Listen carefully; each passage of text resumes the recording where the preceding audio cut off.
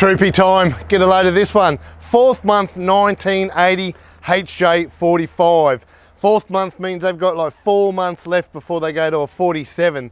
So this is the end of the line, and this one has had 2 owners. It started life down in New South Wales for the Forestry Commission, and it only spent 7 years there because in 1987, its current owner, Werner, has bought this one and now made it since that date to today, 2021. It's his daily. He works it every day, he tours in the thing, and he loves it and looks after it. Werner does all the work himself. He's a hands-on guy. This one came out with drum brakes. He's added the disc brake upgrade. He's done it himself. We've known him for a while. We've helped him fix his sump a few years back, and so Werner's been part of the family for a few years, but it's finally time to do the walk around, and we'll start right up the front. I do want to show you under the bonnet, but before we go there, just a few things up the front. Now this is an old style bull bar. I hear someone else might know some information. I heard these are like the Gen 1 ARB. They go straight onto the factory bull bar. A few people have told me that, so it'd be interesting to know the history, but a lot of people say this is Gen 1 ARB bar from its day. He houses a light bar up the front, but you've got to love, you don't see too many of these little grills on the headlights anymore. That's very, very cool, very period correct. It looks really good. Also above me, check out this cage. Now, guys that know 40s would have seen these before, but they're, we've got a couple here. They're not in the best of shape, but we've got a few here. They don't join onto the roof, so we all know 60s and 40s, they just rot if you have roof racks attached to them. But this, not only are you going to save your roof, but we could have a little party up there, take some deck chairs, an esky, fill it with beer. So this is a really good strong cage. You can camp up there. And talking about camping, we'll have a look in the back a bit later, but Werner also, when he is camping, he has like a false floor and put shelves and bedding in there. So actually tours in this thing as well. I'm going to open the bonnet because for an old H engine that's done over 600, I think he said 630,000 Ks. So he bought it with just over 70, and now it's done well over 500,000. And let's go and have a look how pretty it is. And this is why I wanted to show and tell underneath the bonnet. It is absolutely beautiful.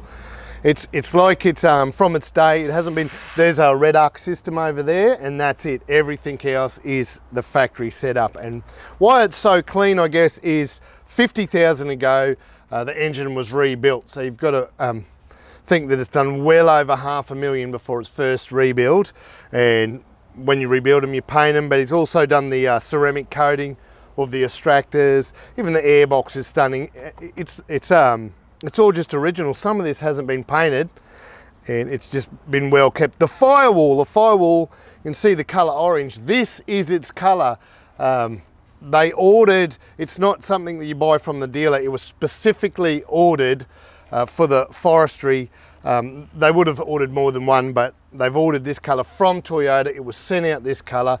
Werner has sprayed the outside in its life, but as you see the firewall, it came to Australia this orange, which is very, very cool. This is cool in here. It's going to take a while to talk through everything in here because I think a lot of this stuff's been in here the whole time. He's had this since 87, and most of it looks like it's been here since 87. So we'll start right up the front. Right up the top is the overhead console. Now this thing's reeks of yesteryear, reeks of the 80s, and it houses, it's a shelf speakers, it houses a UHF that's got to be, looks 1970s, 1980s. And next to it, very cool, the old school temperature gauge, just for the in-cab temperature. And it actually says it's 34 degrees in here. No wonder I've got a lot of ball sweat going on. And underneath that, we got, to combat that, we've got 2 little fans, one for the passenger, one for the driving. So that's its aircon, some fans and some kick vents. The dash, the grab handle has no paint left on it, so he must wheel pretty hard and throw his passenger around a little bit. But check out here, this stereo, Pioneer's the brand. It's definitely 80s. The old volt gauge to tell his his battery readings. It's very, very old. And then he's on the other side of me, there's just a little box. He's told me that's his aftermarket glow timer. He set that all up himself. When things fail, you get inventive, you make them work. It's pretty easy with a car like this. There ain't no limp mode. There's also another UHF down the bottom. Underneath me, it's got the original seats, but they have been reupholstered with material, and it's got the genuine floor, Toyota floor, vinyl, and the lights above my head in here. This one still works. Look at that. And he's put an aftermarket one up here. Reupholstered the hood lining over its life, because this is definitely not factory. In the back, I've already said that he goes camping and he puts a false floor in there, but you will still notice there's a genuine Toyota seat, only the ones left in there. He's put toolboxes and it's full of stuff. So again, it's a daily, he utilises this thing, and these are the best ones, the ones that get used, and we personalise them. Little curtains, we got curtains on every window for when he's camping. Very, very nice. So I have already mentioned the roof rack and how practical and how cool it is, but I'll just show you, this is where the ladder is, and yeah, it can hold plenty of weight.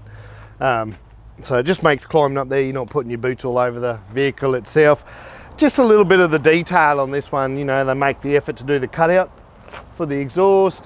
And this step, I said, you know, I asked why would you bother putting it on a hinge, what's its purpose? But Werner said in the day it didn't have a toe ball, so when you're out in the bush or whatever, when you belly out, when you hit the bottom, that can just flip up and not damage all the time. Just little personal detail in this one to customize it for his needs. So I can imagine that this one's going to have a very long time on this earth, the way that it's looked after. It's sheltered, he cares for it. He's just got back from an outback Queensland trip where he spent 3 days on detailing it. He's rebuilt the engine, so the maintenance that goes into this one is second to none. It's really, really well loved, and it's been a pleasure having Werner here over the years. Today, second-hand parts, some handbrake parts that you can't get brand new anymore, that we've been able to help him with. So it's been such a pleasure having this here, and I finally got to do a walk around on this 1980 HJ45.